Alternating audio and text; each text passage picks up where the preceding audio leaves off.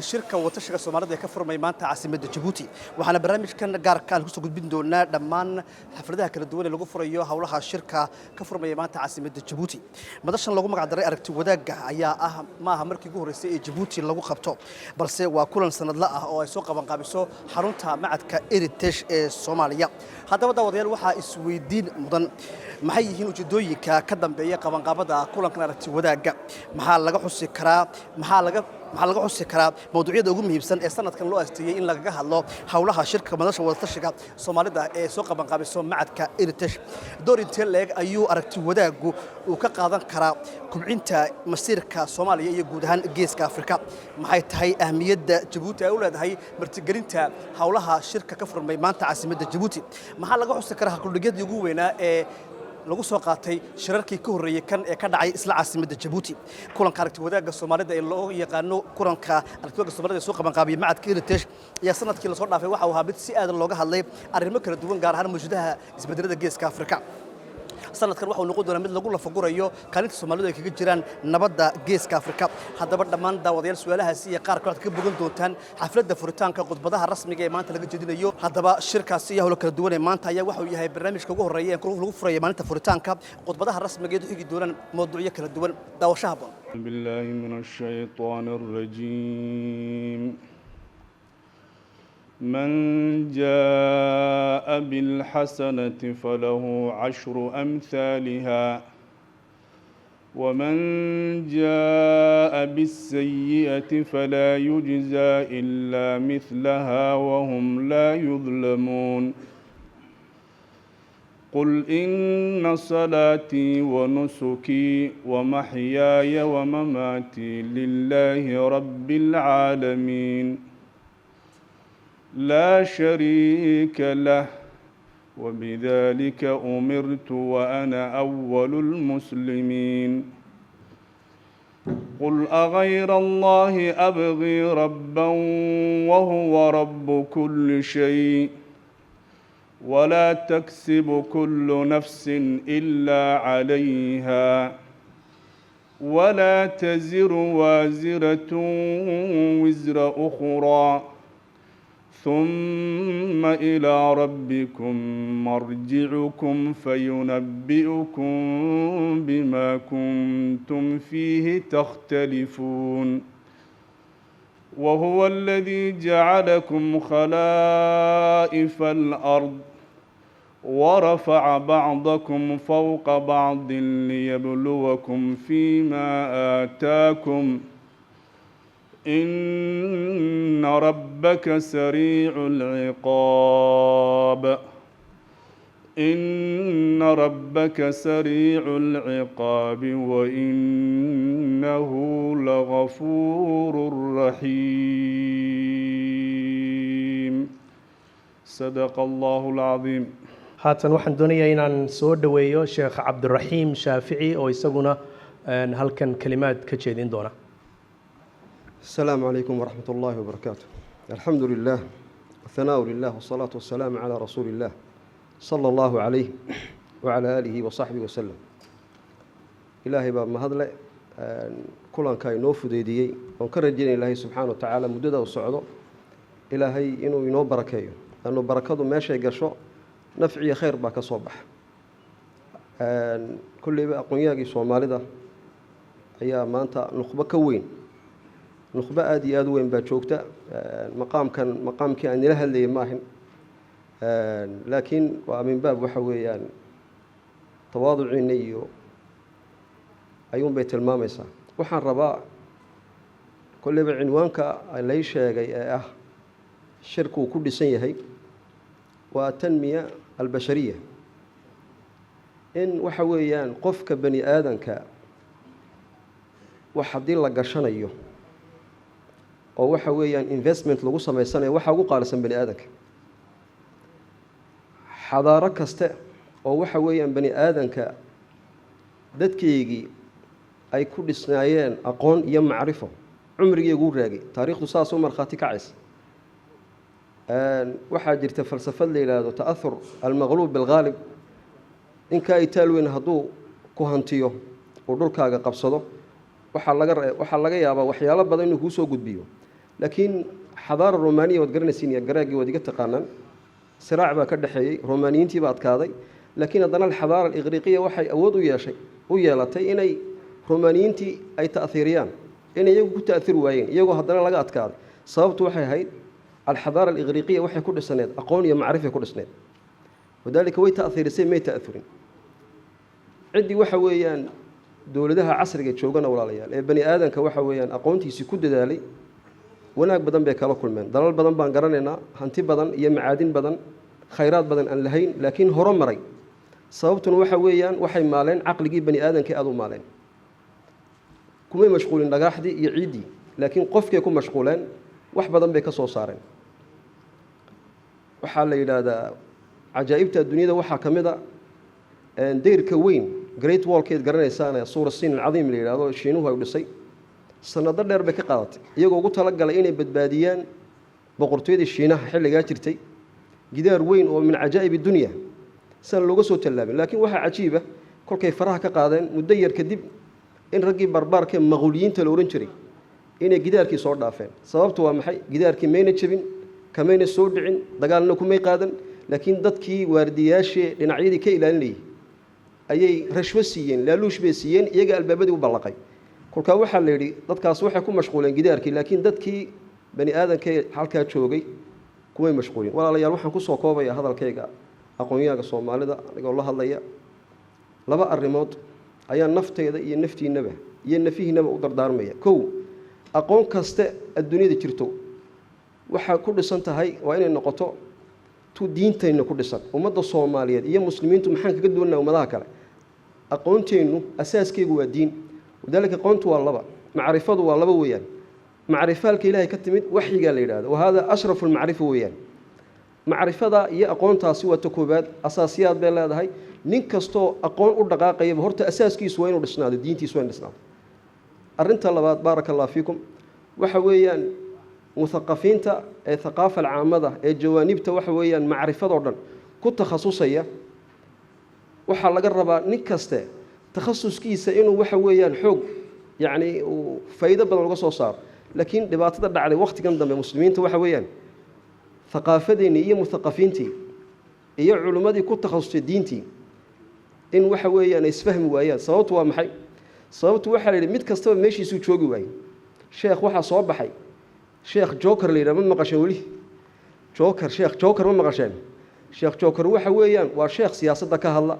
dhaqaalaha uu kaaga jawaabi wax kasta uu kaaga jawaabi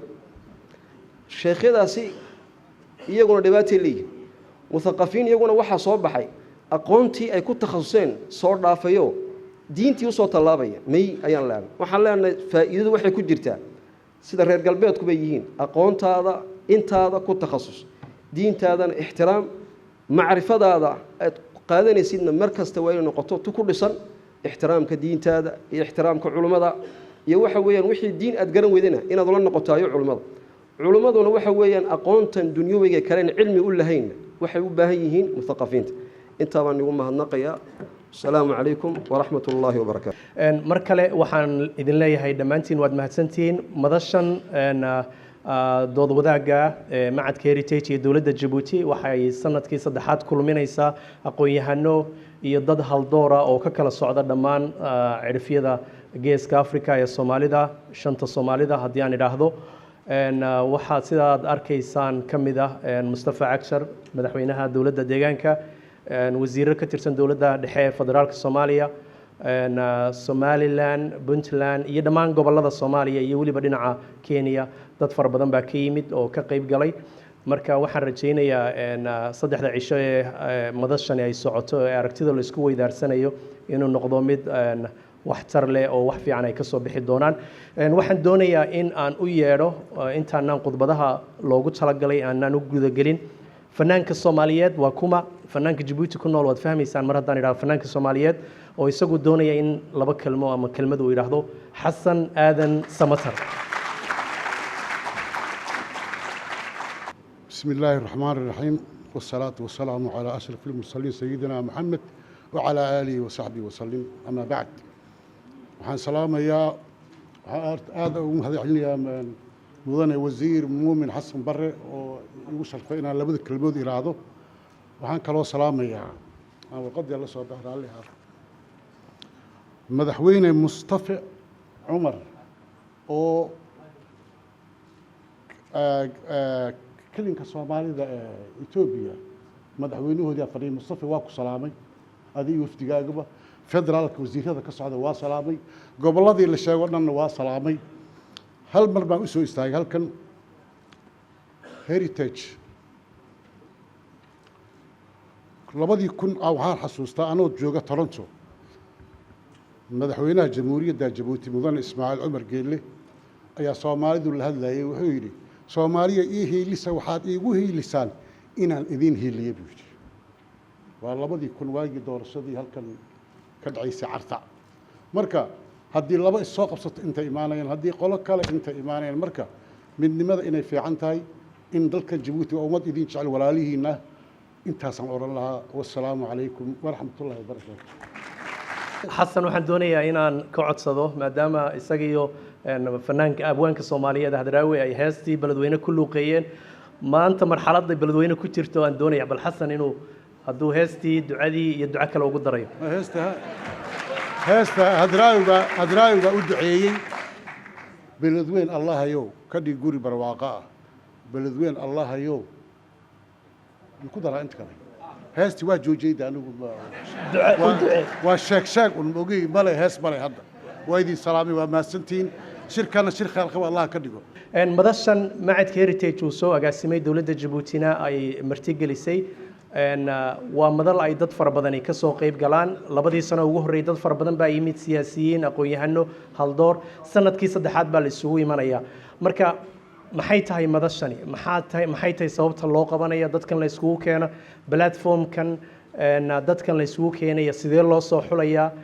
macadka heritage ahmiyadda uu ka leeyahay madashani maxay tahay intaanan u gudbin su'aalahaas waxay nooga jawaabi doonaa agaasima macadka heritage laakiin waxaan soo dhaweynayaa Cabdiqays bal laba kalmo inuu yiraahdo والسلام عليكم waayahay walaalayaal qarankii hore anaga ka takhalusno kimista ka dhignay kana aynu ugu haray kaasoo aynu haysano bas intaasan anugu ilaahay wax kala horna waxaan doonayaa markaa inaan soo dhaweeyo agaasimaha macadka heritage bal si uu uga jawaabo hadafka guud ee madashan loogu talagalay dadkan faraha badan ee dunida laga keenay ujeedada laga leeyahay iyo waliba inuu sharxo dadka faraha badan ee Soomaalida ee la socda barnaamijkan ee aan ka qayb galin malaha ay ka qarsoon tahay ujeedka rasmiga ama objective-ka laga leeyahay madashan Cabdirashiid soo dhawo السلام عليكم ورحمة الله وبركاته walaalayaal waa idin salaamay marka hore aad iyo aad baan u faraxsanahay in ilaahay noo fududeeyo inaan isku nimaadno walaalayaal madalta aragti wadaagga macadku waa madal sanadle ah waxaan ugu talagalnay Soomaalida ama ha joogaan geeska Afrika ama qurbaha ku noolaadaan sanadkii mar in la isku yimaado oo ama madaxda siyaasadda iyo madaxda dhaqanka madaxda ganacsiga aqoon-yahanka bahda miidiyaha wixii saameyn leh sanadkii mar in la isku yimaado baa nagu soo dhacday in loo baahan yahay oo waxyaabaha wada khuseeya ama ha joogana Djibouti ama Kenya ama Ethiopia ama Soomaaliya ama Somaliland ama qurbaha Soomaali meeshay tahayba markaan Somaliland dhahdad baa dhici karta in dhahan muxuu kala saaray laakiin waxaan u dhigayaa dib ma lahan in Soomaalida la isku soo aruuriyo oo sanadkii mar la yiraahdo war maxaa socda maxaana khuseeya maxaa taagan in la yiraahdo sanadkii aan ugu talagalnay dalabkaas waxaan ola nimid dawladda Djibouti markaas safiiradii xamar nala joogay maxaa la dayib iyo aadan balolo kadibna madaxweynaha u soo gudbiyeen madaxweynuhu wuxuu naga aqbalay shirkaas inuu shir loo baahan yahay sanadkiina mar la isugu yimaado kadibna dawladda Djibouti oo dhan iyo wasiiradeeda wasiir muumin iyo dawladdii iyo madaxweynihii baa runtiina xambaarsaday hoolkan quruxda badan oo guriga ummadana siiya hotel kambiski hadda aan deganahayna siiyey adduunkana waa soo ajiibteen oo haddee wasiirka arrimaha dibadda Soomaaliya madaxweynihii gobolka tujaartii dalka ugu waaweyneed fanaaniintii waaweyneed aqoon-yahankii qof hadda culimadii qof in ka maqan ma jirto sanadkii koowaad waxaan idhi ha laga hadlo xaaladda Soomaalida Kenya timid waa noo warrameen wax badan baan ka faa'iideysanay Soomaalida Ethiopia noo yimid waa ka warrameen Soomaalida kala timid Djibouti waa noo warrantay qurbaha laga yimid sanadkii labaadna mawjadaha ka socda geeska africa iyo sidii horn of africa carabta wixii ka socday oo bergii dee maxaa naga khuseeya see noo saameynaysaa laga hadlay aada loo kala faa'iidaystay sanadkan waxaan ugu talagalnay inuu mawduuc noqdo laba mawduuc aan isdhex gelinay mid inuu noqdo soomaalida intaan noqon lahayn wax laga sheekeeyo iska dhibaataysan annagu kaalinta aan ku leenahay geeska africa inay nabad hesho inay hore u socoto bal aan ka tashanno oo madaxda kelilka noo yimaadaan dowladda Djibouti ha timaado annaga aan nimaadno aan dhahno war Soomaali haddaan nahay gobolkan 30 milyan baan nahay maxaan ka galama Abiy Ahmed baan ka sheekaynaa maalin meeshu ka degay ee gaar lahada wasiir Cagjar mise annaga madaxweyne Cagjar gaar lahada mise annaga dad fikrad leh nahay in la yiraahdo marka inta cid kale ka hadlaynay Soomaalidaanu aan dad saameyn la noqono dhahno horta annaga xagee u guureynaa Cagjar muxuu wadaa madaxweyne Ismaaciil muxuu wadaa xamar maxaa laga wadaa qurbaha maxay wadaan ganacsatadu maxay wadaan in la isku yimaado in la kala faa'iideysto qolo kastana la dhageysto ganacsiga la dhageysto aqoon-yahanka la dhageysto siyaasiyiinta la dhageysto saxaafadda ay joogto la iswareyso dadkeenu inay dhageystaan aan ugu talagalay kow inaan noqon dad laga sheekeeyo marti iyo meel la maamulo ee aan noqono dad saameyn leh oo gobolkan ku nool oo 30 milyan 40 milyan oo istiraatiijiyad leh oo dhaqaale haysta inaan markaa noqono inaan actor noqonay aan noqon patient laga sheekeeyo iyo labo waxaan kaloo nagu dhex jira wax carabiga lagu dhaho kafaa bashariya ama human capital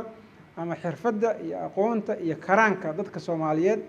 adduunka marka la dhahan geeska Afrika hadda koor Dr. Cali Ciise uu noo sheegay shirkii koowaad inta aan ku qabanay adduunka marka la dhahan geeska Afrika ugu tabar daran haddii geeska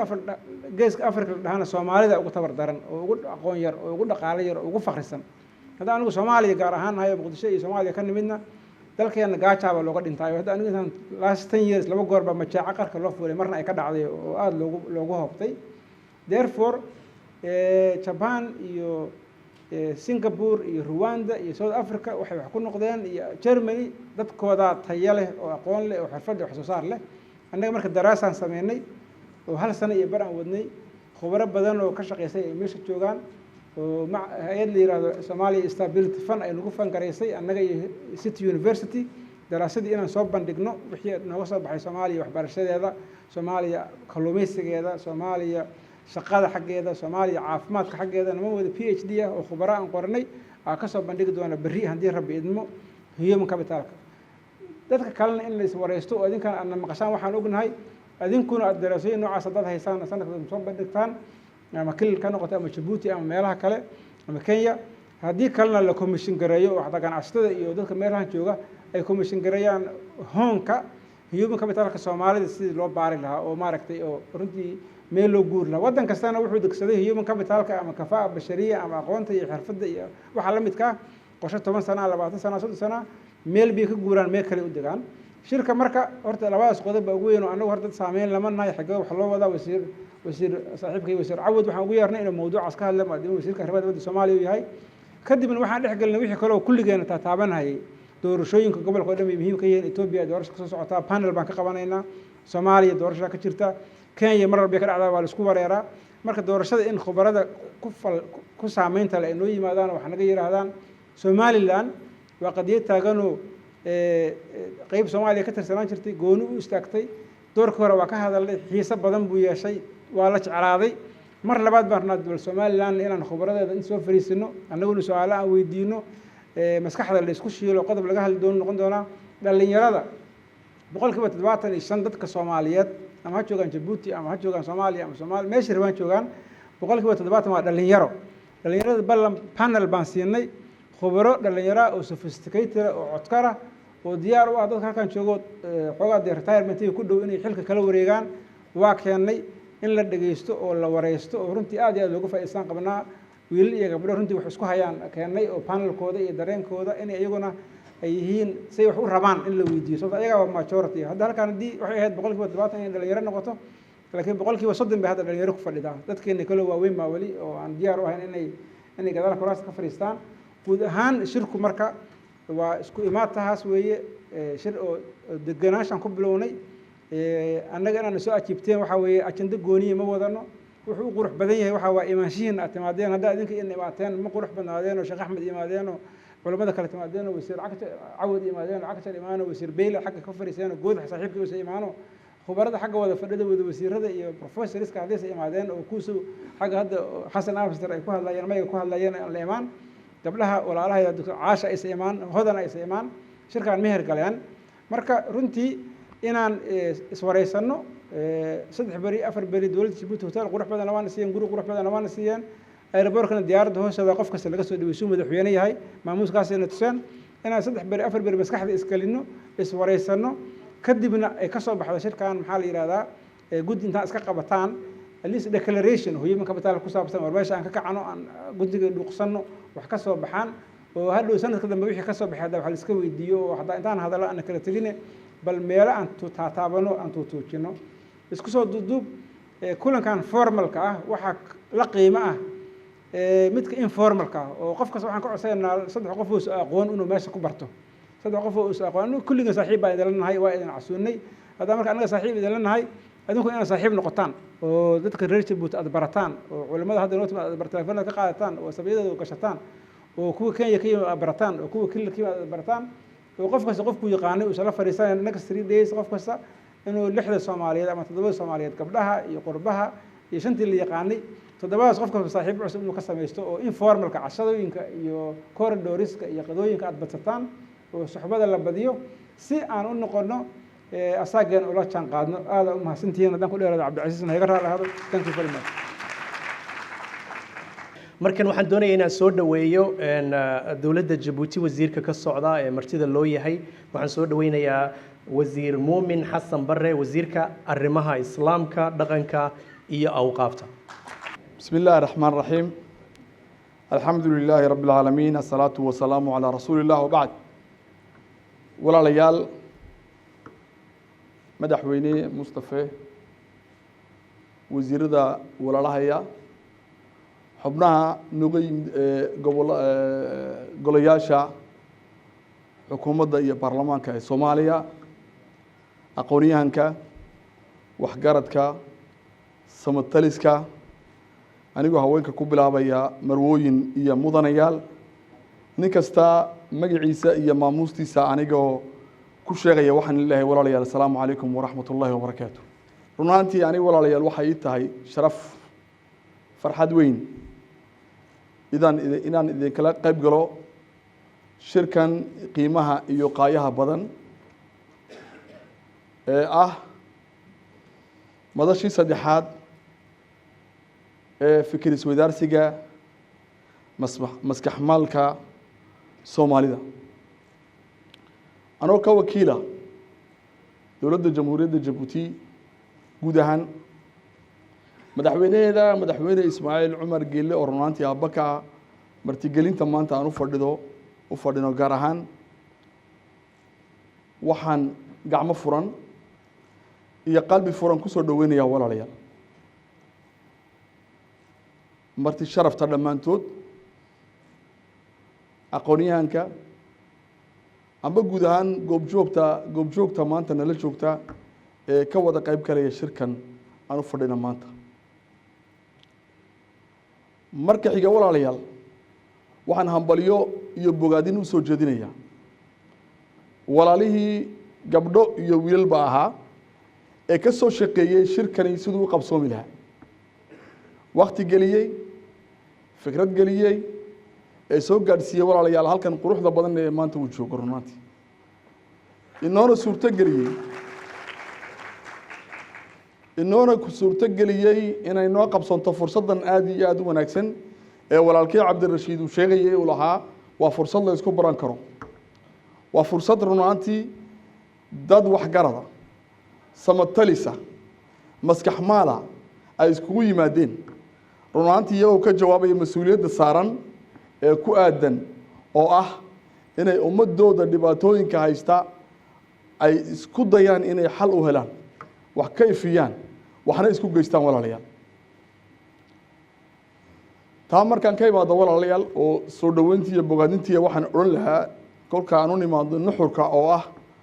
halku dhega amba mawduuca maanta la doortay oo ah aqoonyahanka Soomaaliyeed dowrka kaga aadan inuu ka ciyaaro nabadeynta geeska Afrika runaantii kolleyba waxa weeyin waxaa loo baahan yahay si wax dhibaato meel taalla xal loogu helo in la fikiro kolka laga soo bilaabo nebi aadan waktigiisii ilaa maanta joogo bini aadankuna wuxuu soo maray maraaxil kala duwan way ka mid tahay markii uu doonay inuu wax karsado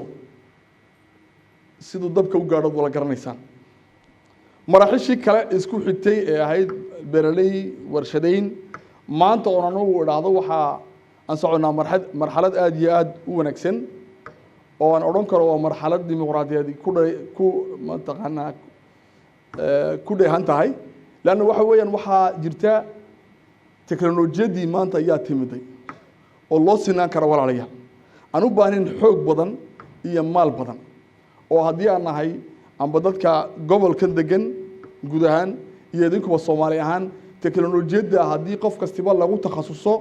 oo nibadhan laga galo laga heli karo jawaabo badan oo dhibaatooyinkeenna xal u helaya walaalayaal kolkaan ka imaado aqoonyahanka waxa ku aadan haddana waxaa jira mowduuc kale oo ah dhalinta walaalayaal dhalinta waxa uu sheegay walaalkay cabdirashiid 70% inay yihiin 70%kaana waxaan ku darayaa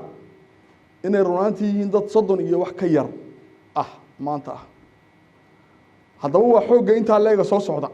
sidee looga faa'iidaystaa ee runaantii iyagu mustaqbalka waxay u baahan yihiin cilmi in loo diyaariyo cilmiga berigii hore waxaa la kala saari jiray tacliinta la yidhaahdo wasaaradda waxbarashada iyo farsamada gacanta laakiin iminka waxaa la gaadhay runaantii in labadaa wasaaro la isku lifaaqo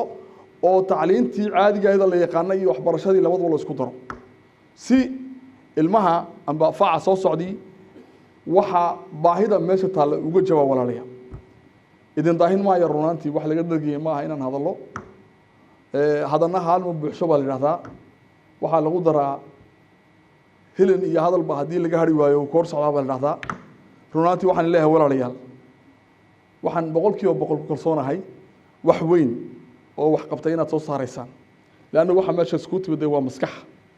intaasoo maskaxood oo meelo kala duwan ka timid oo cilmiyaal kala duwan haystay runaantii markay isku tagaan wax wanaagsan bay soo saarayaan waana ku kalsoonahay laana Soomaalidu waxay hore u tiri dunidu maskax bay magan u tahay bay hore u tiri walaalayaal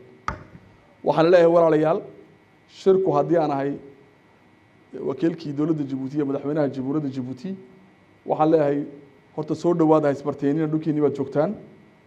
waxaan rajaynayaa joogitaankiinu inuu ahaado mid raaxale nagu reeba insha Allah taala xusuus wanaagsan waxaan leeyahay shirku waa inoo furan yahay wassalaamu calaykum waraxmatullaahi wabarakaatuh haatanna waxaan doonayaa inaan soo dhaweeyo Axmed Ciise Cawad wasiirka arrimaha dibadda ee dowladda federaalka Soomaaliya Axmed soo dhawow iyadoo sharaf ay tahay inaan idin kala soo qayb galo madashan aragti wadaagga ee maxadka jaraaca Soomaaliyeed oo inoo sameeyay waxaan idin soo gudbinayaa salaan anigoo ku hadlaya magaca wasiirada saaxiibadaya iyo xildhibaanada salaan diiran waan idinka wadno madaxweynaha Soomaaliya Maxamed Cabdullaahi Farmaajo iyo ra'iisul wasaaraha dowladda federaalka Soomaaliya Xasan Cali Khayre iyo ummadda Soomaaliyeed salaanta waxaan u soo gudbinaynaa ka qaybgalayaasha madashan waxaan kaloo ka soo gudbinaynaa madaxda oo ina soo fareen inaanu maxadka u gudbino hambalyo iyo tahniyad dadaalkan fiican oo ay wadaan inay isu keenaan ummadda Soomaaliyeed oo fikrad curin isugu keenaan waxaan sidoo kale mahad ballaaran u jeedinayaa madaxweynaha Djibouti Ismaaciil Cumar Geelle dowladda Djibouti iyo shacabka aan walaalaha nahay ee Djibouti oo fursadan suurtageliyay oo the third year running ama sanadkii saddexaad noo dhib yareeyey si sharaf leh inaanu halkan isugu nimaadno ku tashanno. waxaan kaloo uga mahadnaqayaa dowladda Jabuuti sidii fiicnayd ee naloo soo dhaweeyey ilaa markii aanu nimid. waxaan iyadana hambalyo iyo tahniyad iyo mahadcelin u jeedinayaa maxadka bidaraac ama bidaraac oo kelmad hadda aan iska samaystay. makhaayad caana waxay ka jirtaa meel garowe la yidhaahdo, marka qofkii tagaa ka hela. marka waxaan is dhahay heritage waxaa ugu dhow, kastoo xalaniya joogaan dadka af soomaaliga shiila ama curiya. waxaan is leeyahay qolyahan kastoo kelmad ingiriis ay caashaqeen, maybe heritage inay kelmad soomaaliya noqon karto, laakiin hidaraac baa igula dhowaatay. marka maxadka hidaraac baan u bixinayna. cabdirashiid naftiisu waa gabyaha by the way, marka we put challenge to him. maxadka marka waxaan uga mahadnaqaynaa dadaalkan joogtada oo ay wadaan iyo fursaddan ay suurto geliyeen inay abuuraan madal ama forum Soomaalidu isugu timaado. waa aragti dheer weeye, waa vision fiican. aniga sanadkan keliya waxaan ka qayb galay madallo badan. waxaan ka qayb galay wax la yidhaahdo Oslo Forum, dalka Norway, Stockholm Forum, dalka Sweden. hadda mar dhaweyd waxaan ka yimid Aswan Forum iyo Doha Forum. marka maxadkani wuxuu naga kaafiyey agoonnimadii aynu muddada ku jiray inaynu ka weynaano ummadaha ilbaxa la mid noqono oo aynu samaysano madal aynu inagu iska leenahay. marka waxay mudan yihiin in lagu tahniyadeeyo loogana mahadnaqo. madashan waxay kaloo faa'iido u leedahay sida uu tilmaamay filosofarka jarmalka ah oo caanka ah ood wada taqaaniin Jürgen Habermas, oo curiyey wax loo yaqaano public sphere ama madal furan oo guud oo u bixiyey virtual community oo isugu yimaada inay curiyaan ama ay abuuraan collective conscience, dareen wadaag community-ga ka dhaxaysa, kaasoo lagu ururiyo aan lahayn dan gaara, aan lahayn dan business, aan lahayn dan gaara ama mid shakhsi ha ahaatee ama business ha ahaatee, ay tahay waxaan la yidhahdo common interest lagu ururiyo. taasoo uu ku tilmaamay waxaa kala saara ummadaha horumaray iyo ummadaha weli jiitamaya. marka fursaddaas ayay noo jideeyeen maxadku. intaas markaan uga gudbo mahadcelinta iyo soo gudbinta salaamaha, waxaa layna weydiiyey inaynu ka hadalno kaalinta Soomaalidu uga jirto nabadeynta geeska Afrika, oo ah mowduuc muhiim ah oo waqtigiisii la joogo. marka waxaan isweydiin karaa si aan uga jawaabno arrintaas, maxaa looga baahan yahay nabad geeska Afrika? maxaa Soomaalida faa'iido ugu jirta? kaalintee ayay Soomaalidu ka geli kartaa nabadeyntaas gobolka? sidee kaalintaas Soomaalidu u buuxin kartaa? marka mowduucaasi waa muhiim. dowladda Soomaaliyeedna waayahan dambe way ku howlaneed ka dhabeynta in regionka gobolkeenu geeska Afrika uu noqdo mid nabadeed, mid ku dhisan iskaashi iyo isu furaansho. aad ayay muhiim u tahay in ay nolosha wanaagsan, nolosha fiican ee ummadda geeska Afrika in nabad iyo iskaashi la helo. Iskaashi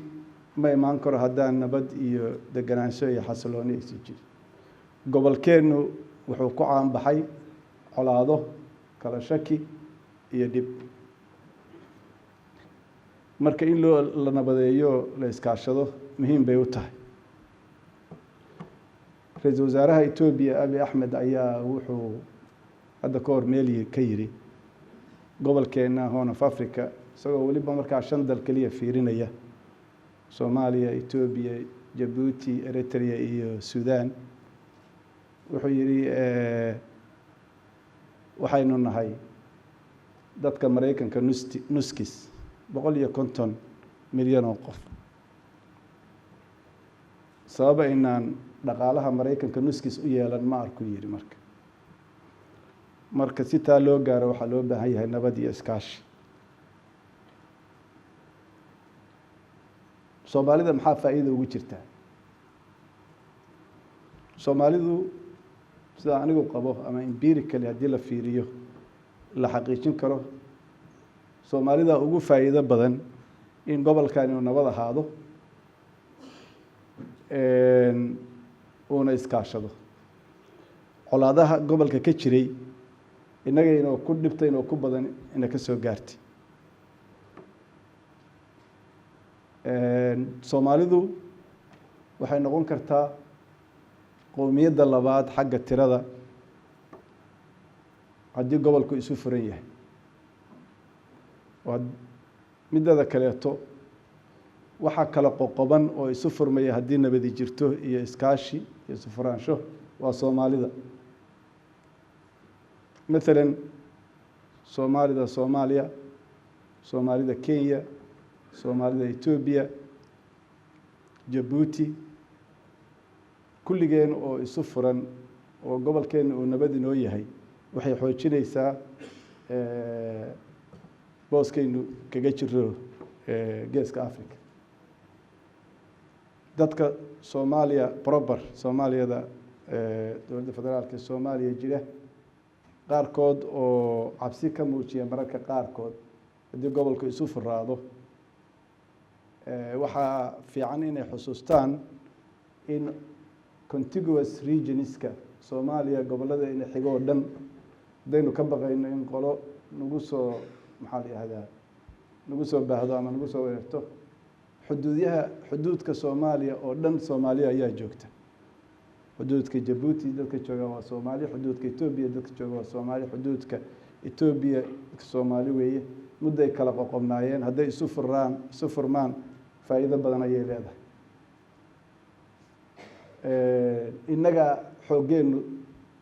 soo muuqanaya. Gaar ahaan adduunka ayaaba hadda halkaa u socda. Afrika waxaa ka socda movement ama geedi socod Afrika oo dhan suuqeeda la isku furayo. Madaxweynaha Nigeria Aswan dhowr beri ka hor wuxuu yiri qof kastoo Afrikaanihi waa imaan karaa Nigeria visa la'aan ama aeroportka visa ka qaadanaya.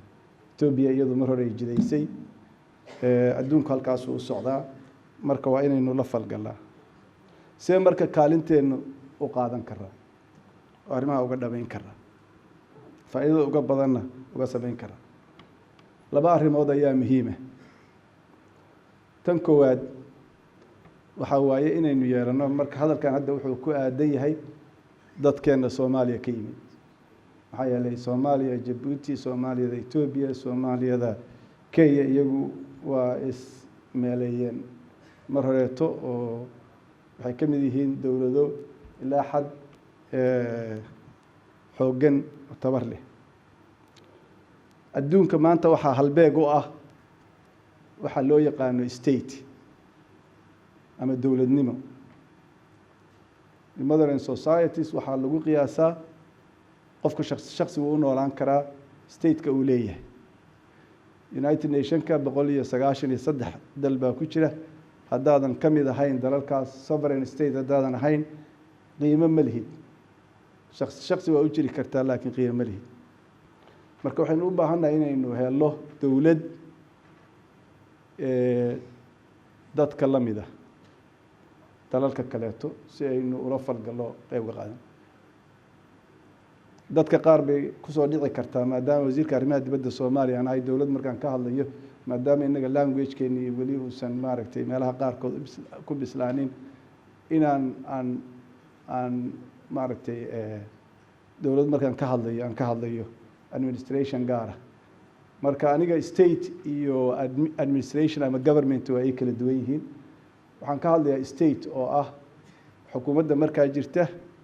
ama xukuumadaha ka damayn doona dadka iyo dalka ay degan yihiin ama sovereign state marka statekaas weeye waxaan ka hadlaya markaan dowlad leeyahay marka waxaan u baahannahay state la mid ah stateyada kaleeto si aynu ula falgalno oo aynu qeybteena uga qaadano contributionka ama gacanna ka geysano faa'iidada ka dhalan karta arrintaas haddaynan state lahayn waxa weeye tabardarri ayaynu leenahay statena modern state wuxuu ku dhisan yahay ama dowladda casriga adduunka jira maanta waa institutions waa hay-ado dowladeed ma jiri karto ama wax loo yaqaano maaragtay bureaucracy ama complex bureaucracy iyo dadka hay-adahaas maamuli lahaa ama socodsiin lahaa si marka hay-aduhu taabagal u noqdaan ee u noqdaan kuwo fuliya danta ummaddaas dowladda halkaas ka dhisan in this case innaga xaaladdeena soomaaliya waxaa loo baahan yahay inay dadku garaad sare iyo aqoon ay leeyihiin gaara waana sababta ay muhiim u tahay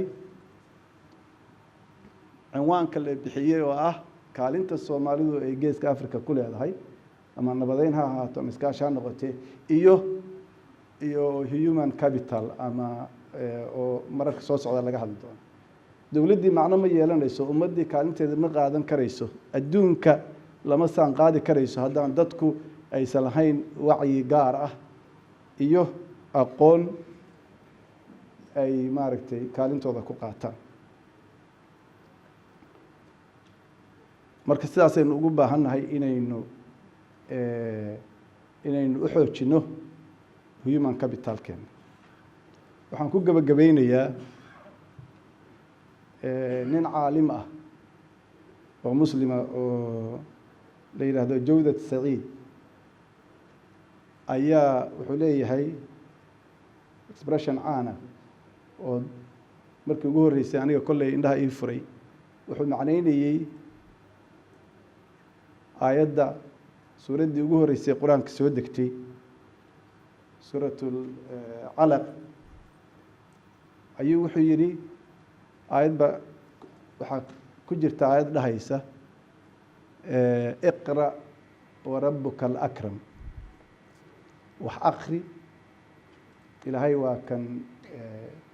wax sharfa ama ugu sharafta marka wuxuu yidhi maxaa wax akrinta iyo sharafta association ama xiriir loogu sameeyey marka wuxuu yidhi hadaayatana shiikhii halkan ka hadlayna waa tilmaamay wasiir muuminna waa tilmaamay wuxuu yidhi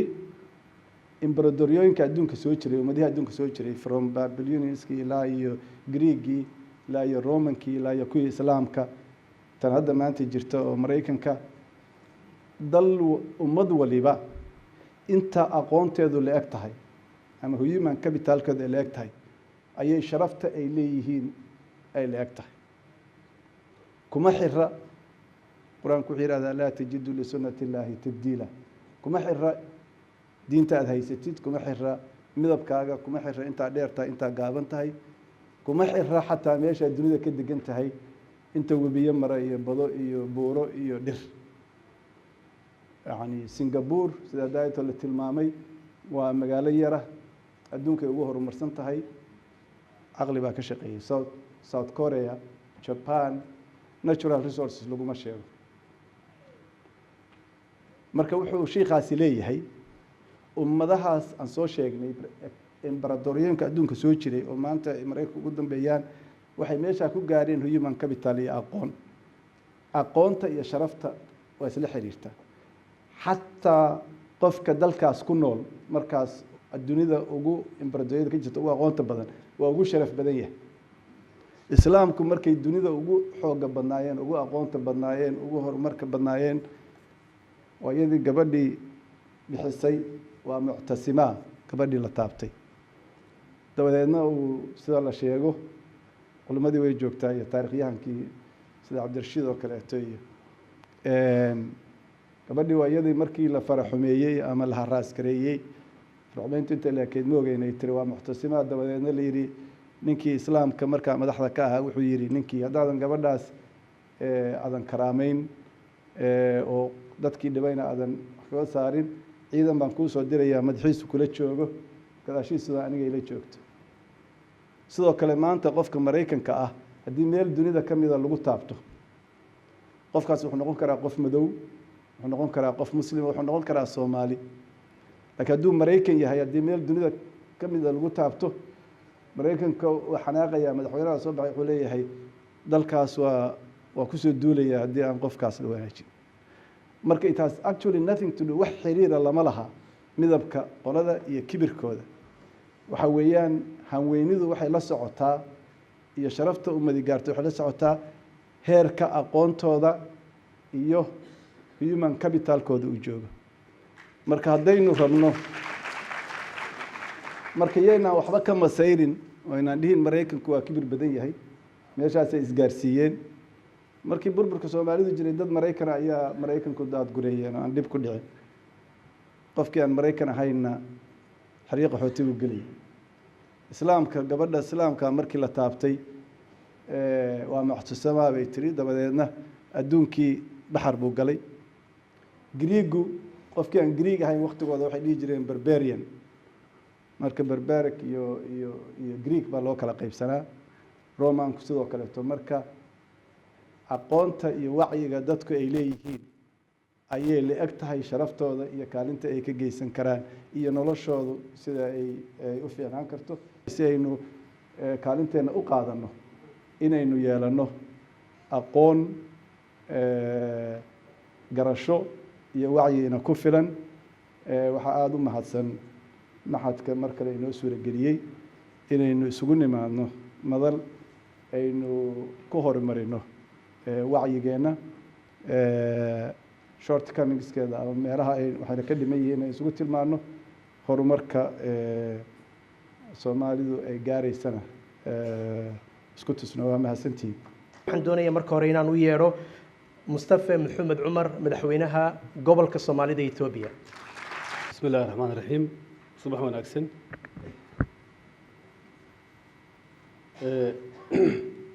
مدن مؤمن حسن وزيرك إسلامك دقنك جمهورية جيبوتي مدن أحمد عيسى عود وزيرك هرمها الدبيدة جمهورية فدرالية صوماليا مسؤولين كلا ميشن سوت ميد كصعدة مامل قبلية يدولها كلا هالكن شوجا معك هيريتيج نمرتقلي dhammaantii waad mahadsantihiin marka hore waxaan jeclahay inaan idinku mahadnaqo soo dhaweyntii diirane noo samayseen iyo agaasinkii aad agaasinteen madashan quruxda badan ee rajaynayo inay ka soo bixi doonaan wax mid dhala oo anfaca Soomaalida marka labaad waxaalihii aan soo diyaarsaday badankooda dadkii iga horeeyay baa si guud uga hadlay waxaa kaloo ogahay in panel discussion ka jira waxyaalo fara badan oo detail ah oo ku saabsan sida loo sii wadi karo fikir ka soo baxa halkan ama waxyaalihii guud hadda laga hadlay recommendationkii guud ee hadda la sameeyay haday tahay dhinaca nabadgelyada human capital horn of Africa regional integration role of Somalis waxyaalaha laga hadlay oo dhan oo faahfaahsan halkan khudbadda imka laga jeediyay kulli waxay noqonaysaa mid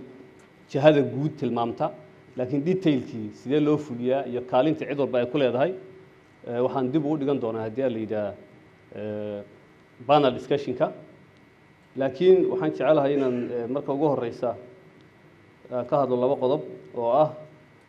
ahmiyadda ay leedahay arrimaha hadda laga hadlaya xilligan hadda aan ku jirno marka loo eego isbedelada ka dhacaya geeska africa oo ugu horeeyo dalka aan ka socdo anigu ee etoobiya oo aad la socotaan in isbedel ballaadhan uu ka dhashay labadii sane u dambeysay kaas oo isna saameeyey deegaanka aan ka socday deegaanka soomaalida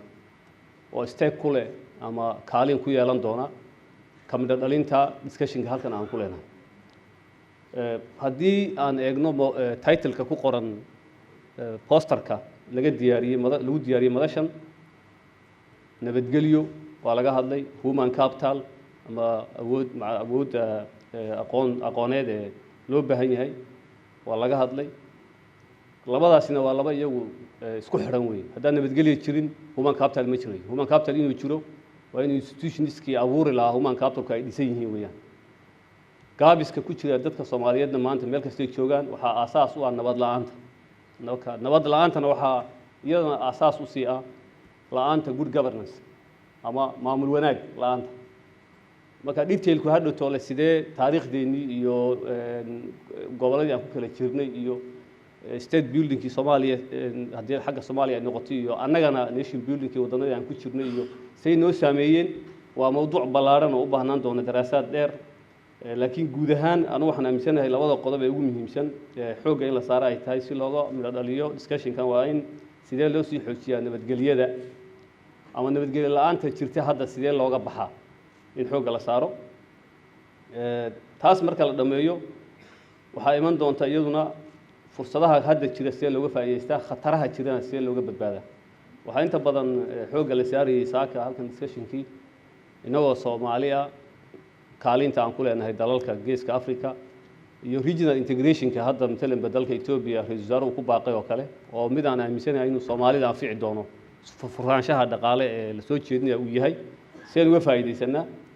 laakiin assumptionno la samaynayo oo u baahan hoos in loo eega u baahan waxaa ka mid ah kow soomaalidu isku dhinac u socotaa assumptionaa jira marka saa la leeyahay madashan oo kale iyadoon ognahay in inta halkan fadhida laftigeedu laga yaabo haddii la yidhaha xaggeen u dhaqaaqnaa inaynan ku heshiinin ya assumptioniska kow waxaa ka ah in assumptionada u baahan marka in dib loo eego waxaa ka mid ah kow soomaalidu isku meel ma u socotaa isku interest ma tahay si guud ahaan inay isku interest tahay waa la wada garanaya oo wixii dadka soomaalida u dantii uu maaragtay cidda kale uu dan yahay laakiin dadka hogaamiyaasha ee hogaaminaya ama political ama thought leaderska la yidhaah ma isku meel ma u socdaan oo isku hadaf ma leeyihiin intee lagbayse hadafka guud ee soomaaliyeed inay kooda gaarka u sacrifice gareeyaan diyaar u yihiin assumptionada ugu muhiimsan horta in hoos loo eego markaan soo saarayno recommendationska hadhow bay noqon doontaa assumptionka kale la sameynaya waxa weeye inaan inagu keliya actors ka nahay regionka iyadoo dhawahaan aan ognahay inaan inagu keliya soomaali ahaan waan ku noolahay laakiin damaceena iyo waxaan inagu rabno keliya kuma koobnaan doonto waxa ka dhacaya deegaanka regional actors baa jira gulf crisis saameyn uu leeyahay baa jira tartanada dawladaha ka jira geeska africa laftigeedu soomaali saameyn uu ku leeyahay baa jira tartanada soomaalida dhexdeeda ka jira ama mid qabaa'il ha noqdaan oo jamhuuriyadda soomaaliya xaggeeda u badan ha noqdo ama mid ka jira deegaanada kale ee maaragtay soomaalidu ku nooshahay ha jiro oo isaguba qabiil saa ku leh laakiin waxoogaa dynamics ka duwan ku dhex jira maadaama qoomiyado kale iyo dad kale laga tartamayo waxyaalahaasoo dhan qoto dheer loo eego waxaan qabaa inay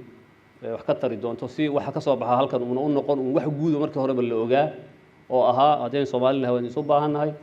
maalin walba awaanintaa ku hadasha gabayaa laga soo saaraa sentimental moral appeals fara badan oo ka soo baxa halkan wax weyn ma kordhin doono of course waan dareensanahay madashan oo kale ma aha meel hadda group selected oo koobantay meel isugu yimaadeen ay qori doonaan waxyaalo mawduuc oo gaaraho guud ahaan knowledge productionka guud cid walba ra'yigeeda inay kusoo biiriso iyo ahmiyaddu tahay laakiin waxaan rajaynayaa in heritage ay hore usii wadi doonto discussionka halka ka soo baxa oo recommendationka guud ee la jeediyo sidee loo waafajiyaa interestiyada gaargaarka ee cid walba leedahay si loo gaadho guusha inay noqoto annaga ahaantan oo dhanka deegaanka soomaalida ama dalka etoobiya oo kale isbeddelka hadda dhacay waa isbeddel mug weyn weeye oo ka ballaaran ka malaha dadka qaarkii malaynayaan muddo 60 sano ama 70 sano nabadgelyo aan ka jirin deegaanka soomaalida ayaa hadda ka hana qaaday dhammaanteed mid hogaaminta meesha ka dhalatay ay keentay maaha factories isbedelay ee regionku kuwa ay xoog ku leeyihiin weeyaan Ethiopia iyo Eritrea heshiiyey jabhadihii dagaalamay baa soo noqday oo ugu horeyso gaar ahaan hal jabhadii ONLF oo kaalin weyn ka ciyaartay iyaduna in deegaanku uu nabad noqdo hadda siyaasadihii xukuumadda isbeddelkii inta hadda aan joognay aan fulinay dhinaca hagaajinta inclusivity-ga dadka Soomaaliyeed ee deegaanka ku nool maadaama xilli kala guura lagu soo aaday in tartanada ka dhexdooda ka jira ay noqdaan tartano caafimaad qaba siyaasadii laga ciyaaray laga yaabo in aan isku wada waafaqsanayn laakiin anagu si aan u arkaynay aan u maareynay baan qabnaa inuu qayb ka ahaa nabadgelyada deegaanka ka dhalatay taa oo rabo inaan yar isha uga faa'iideysto fursaddan inaan iyaduna aan iibino bal waxyaalaha aan isleenahay xilligaas waad qabateen dhinaca inclusivity-ga waxaanu u arkaynay in deegaanku in la wada yeesho ay muhiim tahay at the level of narrative iyo at the level of muxuu ahaayey real transfer of resource labadaba in la wada yeesho inay muhiim tahay oo saddex qaybood aan u arkaynay political representation dadku deegaanka ku nool ee Soomaaliyeed dhammaantood inay dareemaan in deegaanka leeyihiin resource sharing in cid waliba wixii resource dawladdu hayso ay dareento isku si looma qaybsanayo oo ilaa hadda ma lihin boqolkiiba boqol cadaalad baa ka jirtay laakiin cid walba inay dareento access inay u leedahay ama equal opportunity inay leedahay iyo cultural expression waa wax si weyn loo arag laakiin dadyo fara badan oo deegaanka ku nool badankoodu laga yaabo inay u arkaan in iyaga dhaqanadooda iyo waxoodii iyo kulli ayna meesha ka muuqan taasoo ay u rabnay in Soomaalinimadu ku xoogaysato maadaama option ayna noo ahayn anaga dad fara badan oo jamhuuriyadda Soomaaliya ka soo jeeda oo ilaa 60kii barnaamijka Soomaalinimada lagu hungoobay yaqaana inta badan waxyaalaha hadda anagu aan ka sheekayno laablakac in u arkaan waa suurtagal sida guurka failed marriage qof ku dhacay oo kale oo mar dambe ka caaga guur dambe oo kale in Soomaalinimadii mar haday waaga hore fashilantay dib oo dambe u soo noolaan mayso in la yiraahdo oo aad looga baqan way jirtaa laakiin anagu option kale ma lihin waxaan la tartamaynaa 100 milyan oo qoomiyada kala haddii aanan xoojinin narrative-ka Soomaalinimada oo dadka meesha jooga aanan isu soo ururinin 8 milyan gaaraya oo jamhuuriyadda Soomaaliya dadka ku nool aan ka yarayn runtiina diversity ahaan dadka Soomaali ahaan cid walba ay joogto haddaan isku soo ururin tartan lama geli karno qoomiyadaha kale Itoobiya ka jira marka waa mid qayb ka ah sababtan xoog u saaray waxa waa mid qayb ka mid ah deganaanshaha geeska Afrika ka hadlayno meelaha ugu badan ee deganaanshaha laanta ka jirtay deegaanka nagu ah meelaha ugu badan ee xitaa saameynaya Soomaaliya siyaasadeeda ee dawladda ka jiray Itoobiya ay u burburinayeen ama ay u kala qoqobayeen deegaanka nagu ka ah marka inaan horta siyaasad ka duwantii hore deegaanka ku hagno siyaasaddaasina ayna ahayn mid sidii hore ka cararaysa Soomaalinimada ay tahay mid Soomaalinimada salka ku haysa at the same time dadka Soomaaliya gobolka ku nool kulli ay dareensan yihiin inay tu iyaga matashata in laga shaqeeyo hawl adag weeyaan oo change of mindset la keeno ma oran karo boqolkiiba boqol waan ku guuleysanay fikirkaas inaan ka dhigno fikirka hegemonic ideas oo deegaanka ma oran karno bilow weeyaan forceska divisionka xoogaga kala qaybintu wali way jiraan way xoog badan yihiin waxaan aaminsanahay dhanka narrative-ka inay iyagu naga xoog badan yihiin yaa loo aaminsanahay hadda ilaa hadda oo anagu aan minority nahay aan dareensanahay in dadka la kala qaybiyo in magacyo aan caafimaad qabin la qaato in dadka Soomaalinimada iyo waxaan ka hadlay iyo visionka guud ee Itoobiya in wax ka soo dhacsanaa loo arko dad maaragtay ama waqtigii saxda aan ka hadlaynin way iska jirtaa